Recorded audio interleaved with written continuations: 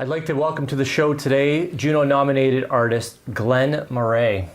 Thank you, Glenn, for coming on to the show. Yeah, thanks for having me. Pleasure. So you've recently released not one album but two albums at the same simultaneously. Yeah. So please tell me why you needed to release two albums as opposed to one.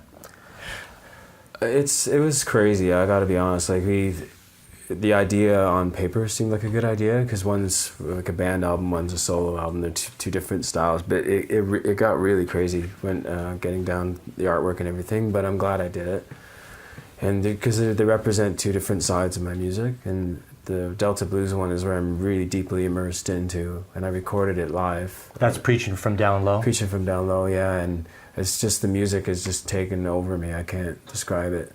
And I can't stop playing it and researching it, and the band record had been in the works for a couple of years, so I wanted to get it out. And we'd had some funding from friends and a GoFundMe, and that's the Mojo Train. The Mojo Train, yeah, and that's how we describe our sound when we play the band. We say we're like a train coming through the bar kind of thing. Because we get all five guys clicking. We do a lot of jamming on stage, so we call it like the Mojo Train. So it seemed appropriate, and.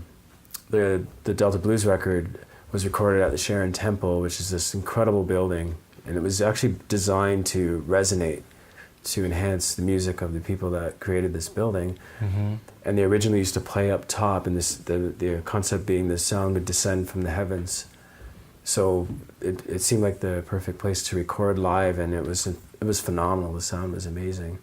So. And you've done a lot of research kind of into Black history and the history of the blues and all that kind of stuff too, right? That kind of went along a little. I had the feeling like it went along a little bit with that album, Yeah. Preaching from Down Low. Yeah, it's a topical record. So the concept was to, just take my experience in working with Black history programs in schools and the things that I read about, and to write this record that was like a journey.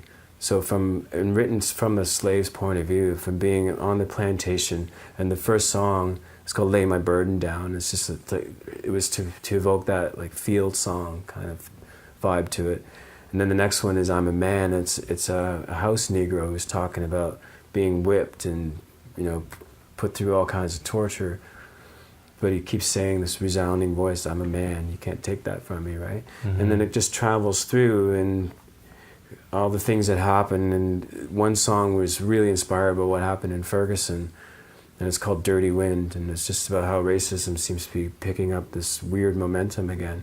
So there's a lot of stuff that's topical, and then it shifts halfway through the record where it gets into like the vibe of being in juke joints and that celebratory aspect of plantation life and people down in the South, how they would get together, play on the porch and juke joints. And then the record ends with a song called Going Home.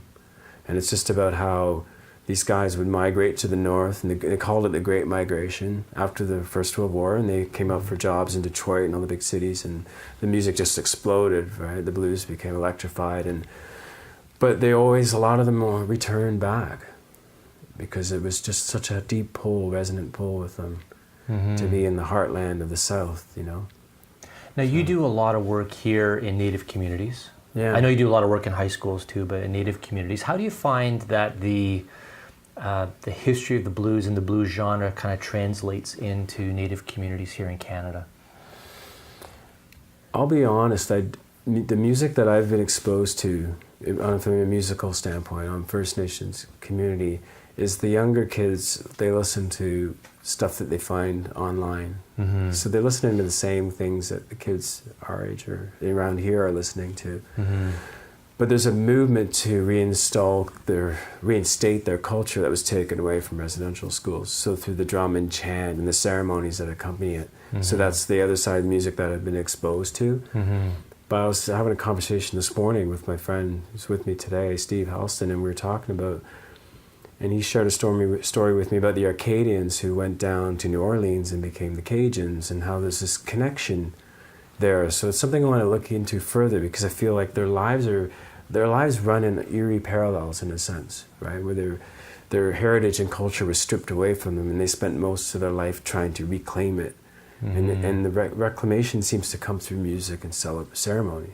So yeah, it's fascinating.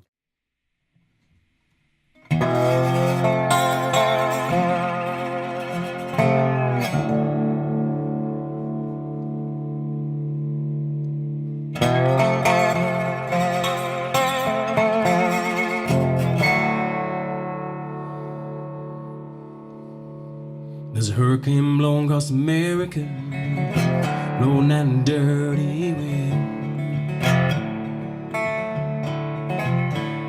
There's a hurricane blowing across America, blowing hate, murder, and sin.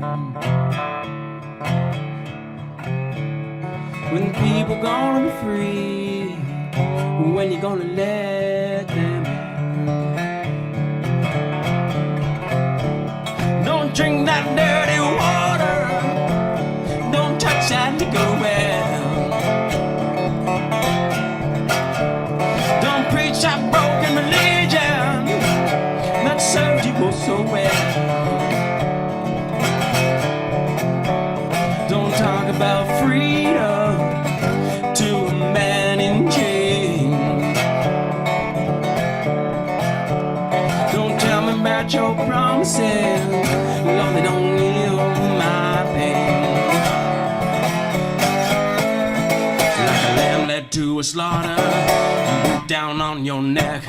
There's a revolution coming, watch those people march, you bet. Go hug your neighbor like you did long ago. Love, land, or liberty, is it all just for show? I'll have no fury, like a woman in the scorn. I'll have no fury, like a man down the road. I'll give me that water, so I can put out all that hate. Give me that water, 'cause I'm tired of that way.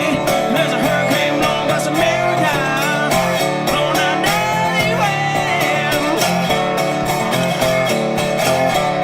There's a hurricane blowing across America, blowing that dirty wind. When the people gonna be free, when you gonna let them in? When the people gonna be free, when you gonna let them in? Oh.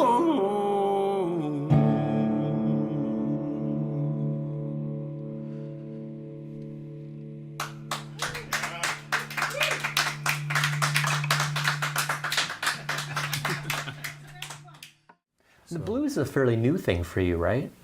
Not really. It's like I loved Hendrix and B.B. King were like two huge influences for me, and but the Delta blues is very new. I remember someone played Robert Johnson for me the first time I heard it. I was just like, wow, this sounds terrible. Just like, I don't get it, and I just didn't get Why it. do people keep talking about that I guy? was just like, I don't get it. Like I got the idea like this was done in 1929 in a hotel room on really Right. antiquated equipment, but I wasn't ready for it. Wasn't musically mature enough and in a life place to understand it and receive it. I think like art can be like a gift and you're not always ready for it, right? Right. But I've always loved folk music and I loved Neil Young right away. It was one of my first, I remember learning Needle and the Damage Done with the record player, right? It'd be like, I think I dropped it back like 60 times just to get the beginning down, and that's how we would learn songs. And there was so much storytelling in that, and it merges these two loves I have of like storytelling through lyrics and folk style music and Delta blues. So it's a perfect marriage of the things I love. So yeah. So what do you think happened that all of a sudden made you ready or able to kind of accept blues and all of a sudden look at it differently than you had before? I don't know. It just kind of Just a culmination of life experience, or? Yeah, it just happened. I mean, I've had this guitar for probably 7 years, and I really only started playing it in the last 3 years. I just didn't get it. I would play and I'm like trying to do slide and it sounded like a cat crying, and I was like, I just don't understand. And I didn't really like it. I was kind of like, I can't use my fingers. I was used to going, woo, you know. and this was different. It was like, woo. So it took a while to really discover the magic of it. And it's just, I'm enchanted by the sound of it. And in that hall, man, I remember doing the sound check when he just did the first slide. I was, and it just like goes right through you. And now when I listen to a guy like Blind Blake or Robert Johnson, I get transported into that feeling. of what it is, right? And that's what's the magic of the blues. It's like the story of life, man. It's like, and that's why everybody, I think, connects to it so much. It's like, because everybody's had heartache, everybody's had moments of celebration, great loss, and there's such it's easy to relate to. Yeah, it's so relatable, right? And it's funny, like I've gotten more response from this music and this guitar than anything that I've actually contrived to get in my life. Even the stuff that you wrote that got you Juno nominated? Well, that makes more money so far. But yeah, I mean, I never would play that song. People would say, "Why don't you play Everybody Wants to Be Like You?" That's not my song. It's Snow song. Yeah. Kinda, I wrote it, but... Yeah, I just didn't feel... Even now I don't play it. I just don't feel a connection to it. Well, I'd rather play this stuff all day and hope that someone... Or work towards someone finding it and saying, yeah, there's a need for this kind of music right now. I really feel like this kind of music can tell the stories of what's going on in the world and needs to be heard. It's just it's a marriage of that protest music delivered with the wallop and soul of the blues. I think it can really resonate with people. So, well, since we're talking about that guitar, why don't you pick it up and tell the audience a little bit about it and sure, yeah. Tell us the story behind it. It's a weird story. I work at this place called Arts Camp, and it's a camp for York Region District School Board students. They go up for a week in Camp White Pine. My friend Steve was with me. We both worked up there a lot. I've been there, I'm going on my 11th year there now. So the first year I went up, I met this girl. She's a fabulous writer, but she didn't have a guitar. So I lent her my guitar for camp. It was I call it my campfire guitar. It was just an old Yamaha beater. So I said, just use my guitar and then give it to me back whenever you want after camp. And then, so she left it in, when you come back from camp, you're literally exhausted, like totally done. And she was so tired, she left it in the parking lot at school, right? So she came back and the guitar was gone. Of course. But, somebody walking through, it was like, yo, man, a guitar. And, but she was afraid to call me. Like, she thought I would freak out or whatever. Mm-hmm. I'm not a freak out type of person, so I called her mother and I was like, yeah, I haven't heard from her in a long time and just wanted to grab that guitar. It's summertime. And she goes, yeah, I'm going to get her to call you back. She knew. She knew. So she called me back and she felt really bad. And I'm like, yeah, things happen. It's, if you just replace it because I need it. And, and she goes, well, how much do you think it's worth? I said, oh, it's $200. So she gave me the money. I went to the music store to buy it, and this guitar was there. And this is the weird way, the way that I bought this thing, and you may think this is weird, but you got to smell it. Okay. So it had the deepest smell of wood that I've ever smelled in a guitar before. And it's diminished now, but it literally was coming out of the pores of this thing. And I was like, this guitar is like alive, man. It's got a soul. Yeah, and then whenever I play it, people are just like, oh my God, I love the sound of that thing. And it's just, it's got a real ring to it.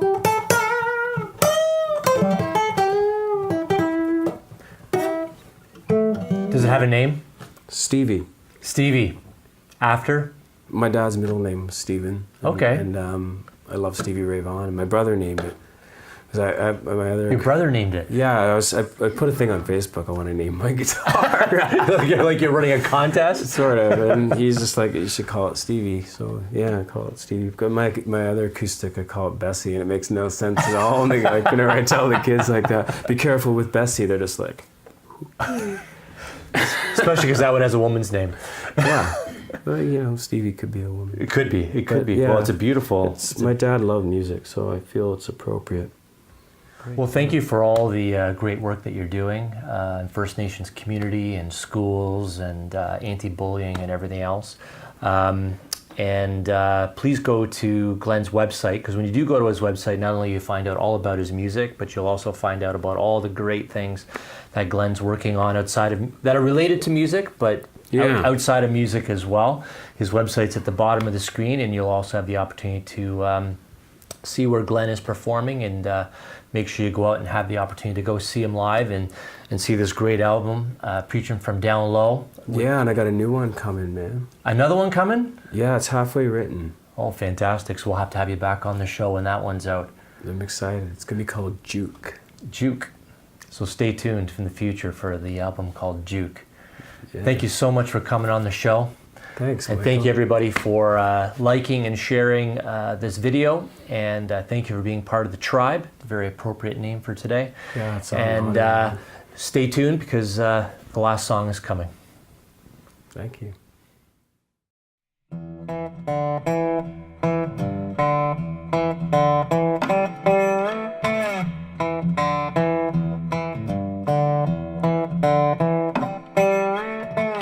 Went down and saw my baby.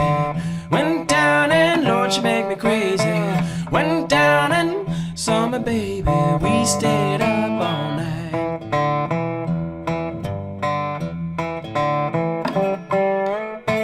Got to shouting and a fighting. Got to drinking and a grinning. Got to loving around midnight. Went down and stayed all night.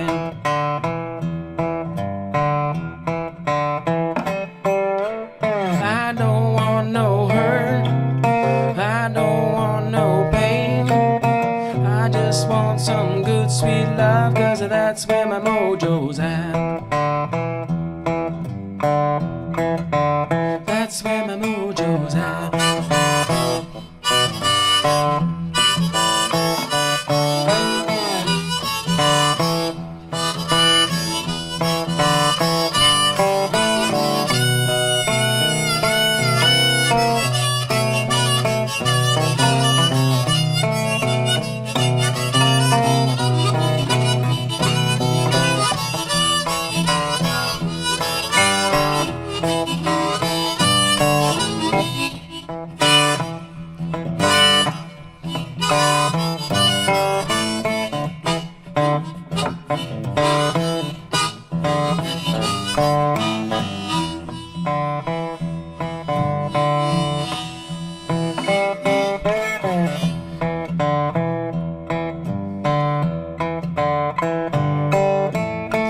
Didn't come for conversation, didn't come for no cheap sensation. I just came to see my woman, see what's going down.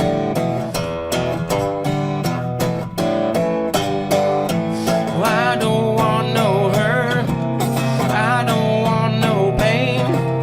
I just want some good sweet love, 'cause that's where my mojo's at. That's where my mojo's at. That's where my mojo's at. That's where my mojo's at.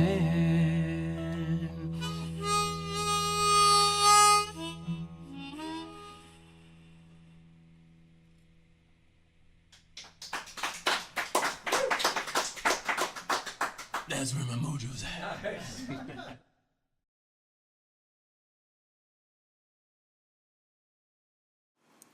If you want to hear more great Canadian blues acts, go to bluestribe.ca.